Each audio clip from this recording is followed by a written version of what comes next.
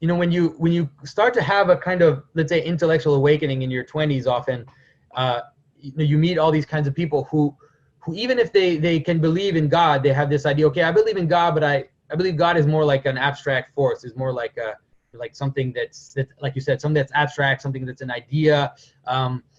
But that is just not our experience of reality, because we view the world through our own consciousness, our own human consciousness. We don't know of any other world besides the one that we can view through this human consciousness. And we encounter, the highest thing we encounter is always other people. The richest thing, the thing that can transform us the most, that can make us, like you said, more human, are always other people. And so I always find it strange when people think that the highest aspect, let's say the highest ontological aspect, the image of the infinite would be something that's abstract. It's like, no, the image of the infinite has to be connected to our experience of the world, which is a personal experience, which is an experience that is through consciousness. So the idea of it, when you start to see it that way, the notion of the divine mind, or that God is, the best image of God is Christ, then it makes so much sense, and that it doesn't seem so strange at all anymore. Well, something I think that's important is the distinction between the general and the particular. The truth is you can't ever know anything in general. Mm-hmm. We only encounter anything in a particular. And so, for instance, in the fathers, in teaching about icons, they said you cannot paint an icon of, say, the divine nature. Right. What would that look like? Instead, it's like, why can we paint an icon of Christ? Because he became a man, not man, because you can't just sort of paint man. You have to paint a man, yeah, a woman, a particular thing. And there's actually been a drive in certain aspects of modern art to, in fact, try, when we talk about abstraction, mm-hmm, to somehow or another capture or express the generalized.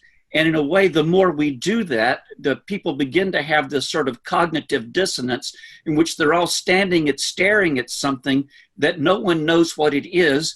And they're thinking, even to themselves, is that art?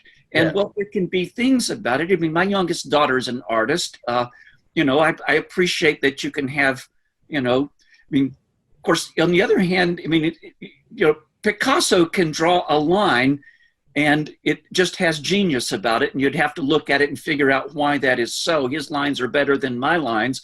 But on the other hand, abstraction just fades away into nothing. It mm-hmm. is the strange act of communion is that we discover in the particular something that unites us with that which is beyond it. I like a term that I've used in referring to God is calling him the transcendent particular.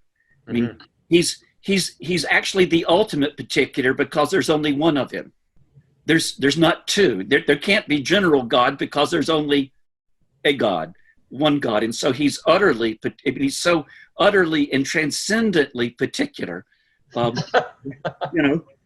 and so he makes himself known to us in the God-man, Jesus Christ. And in a way, that's also a revelation to me. I am not humanity. Yeah. I'm just Stephen. Mm-hmm. And this is how we encounter each other. And there's the old saying, I love humanity. It's people I can't stand. Yeah, exactly. No, you meet that. Oh, you encounter that all the time. It's like, I love the poor. Yeah. Well, I hear this. People are going to attack some group. They're going to attack blacks. They're going to attack old privileged white men, whatever like that. And I'm thinking, well, which one of them? When we reduce each other to abstractions, that's actually, first off, you have to generalize anybody in order to kill them. Yeah. We find it very difficult to kill particular people because particular people are always not quite what you imagine. I have to actually sort of stigmatize you and paint you as something broader that I can just paste my hate on, make you stand as a a false symbol for all that's wrong with your, your race, your nation, or whatever that way. This is always a ticket to violence. Yeah. We find love in the particular. We find forgiveness in the particular. We find union and communion with the particular. The other, but you think about Christ and his interactions. There were, in some ways, Israel at the time was a highly politicized thing. You had your groups. You had your Pharisees and Sadducees and other groups, and then you had the, those who were religious and those who were considered the unrighteous, prostitutes and tax collectors and things that way. And he not only, they talk about him meeting and eating with prostitutes and tax collectors and these other ne'er-do-wells, but more amazing than that, I think about it, we know some of their names. I mean, for instance, there's a short little man in the town of Jericho named Zacchaeus, who was a tax collector and hated by everybody in the town. But the amazing thing is, I mean, how obscure is that? Yeah. 2,000 years ago, some dude named Zacchaeus, and we know his name. Why?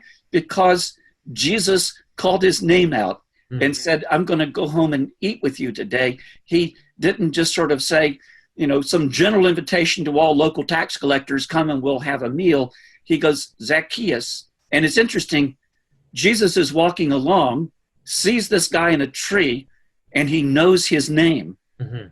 And he says, Zacchaeus, come down. Not you in the tree, come down, but Zacchaeus, you come down. And we have this consistently, these encounters that are highly personal, and which he sees the person not for their sin, not for their brokenness, not even for their larger commitments like Pharisee or whatever else. He just sees them. We know the name of a Pharisee, Simon, whose house he ate in, and a woman washed Jesus' feet. We know the name of the Pharisee, Nicodemus, and of others. We know them by name because this was personal encounters. In the book of Revelation, talk about art, in the book of Revelation, one of the sweetest things in it of the vision of heaven is, I will write a new name on you. Sort of like, I will reveal to you the truth of who you really are. I will tell you your name.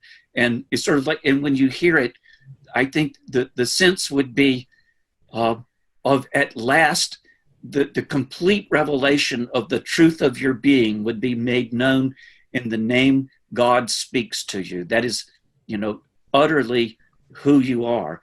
And I mean, a name is in that sense uniquely personal. You walk into the room, you say, Stephen, you have my attention. And so there's this particular, but the particular isn't to reduce things. It's actually the only way we ever have communion with anything. Yeah. It has to be. And I think you see it, like, I mean, one of my favorite, let's say, I'm going to paraphrase, but one of my favorite quotes from St. Maximus the Confessor is when he talks about, he says, as the person, even a person who's discovering, let's say, the spiritual essences of something, and he sees these spiritual essences, let's say, separate from the particulars, he sees that, no, there's no contradiction. They're not opposed to each other. They're actually made to be together. Like, that's the whole key of the incarnation, is that we're not called to this kind of, this abstract world, but we're called to encounter the world as a embodied reality. And so, yes. And I think, I mean, it's very mysterious. It's very mysterious when you think of it in terms of the totality. When we talk about revelation, we think of it in terms of this kind of final revelation when everything comes together. It's difficult to fathom how this particularity is all going to come together, but we can, in our experience, like we've been talking about, in our experience, that's how we experience it. That's how we experience the world. I mean, you can say that to a degree, the great revolution intellectually, if I can say it that way, in Christianity was, I mean, already in Plato, there is a discussion of the transcendentals, that is goodness, truth, and beauty. And there's a recognition that this is important. This is what we should be talking about. Yeah. What happens in Christianity is that language gets taken up, but there's a recognition that the transcendentals are in fact to be encountered in the particular. And that becomes the revolution in which, I mean, for instance, the word person as we know it today is a Christian invention. Yeah, it used to mean mask. You know, it's yeah, not and the right word for what we were talking about. You were just you had a thing. You were a helot. You were a slave. You were a something, and suddenly you become a name. Of every person of equal value. I mean, we couldn't say that all men are created equal without that revolution having occurred. It gave infinite value to the particular, whereas prior to that, there was only infinite value to the infinite. And in a way, you can't get it in your hands. And in the incarnation and what that sets in motion in the life of understanding is a drive towards, I mean, when God becomes man, the infinite enters the particular, and the particular, is revealed to have infinite value. And that's a complete change. Nothing is just dispensable. Everything has infinite value. And that's, that's really the drive of Christian ethics, is understanding that a human life is a uniquely particular thing, unrepeatable, with infinite value, and worth sacrificing, sacrificing for, loving, doing all of that. And that is only, that without that, I'm only speaking vague generalities. It's only in the particular that we encounter goodness, truth, and beauty. So that's really the root of incarnation for us. Yeah, and I think that it's almost as if we haven't completely understood the ramifications of that until today. We haven't. It seems when you think about it, it just creates such a jam in your mind, to think about it that way. But it also intuitively, there's also something very deeply intuitive that makes it that it has become the core of our ethical thinking. I mean, like we talk about this all the time, that even now the secular ethics, they are based in this incarnational thinking, even almost without knowing it. This notion of the value in the particular, and the value of the individual is something which has come through the incarnation. But now, in the modern project, we've seen also how it has slipped aside. When Christianity is completely knocked out of the arena, then all of a sudden that has to go too, and then this crazy collectivism just appears and just takes over, and then human beings become numbers. They become just fodder for whatever ideology you have. G.K. Chesterton said that when the tradition gets jettisoned, like the Christian tradition, the consensus of earlier times gets jettisoned, he said it's not that virtue disappears from the world. He said, but what you get is the virtues gone mad. And so, most of the people out there are actually basing whatever they're thinking on some version of the traditional Christian virtues. Yeah. But they've lost their connection to one another, and they're grounding in the particular and these things of life, and they just they run wild and kind of drive us crazy. And so you have competing virtues. You have the love of tribe versus other kinds of things, and it makes us crazy.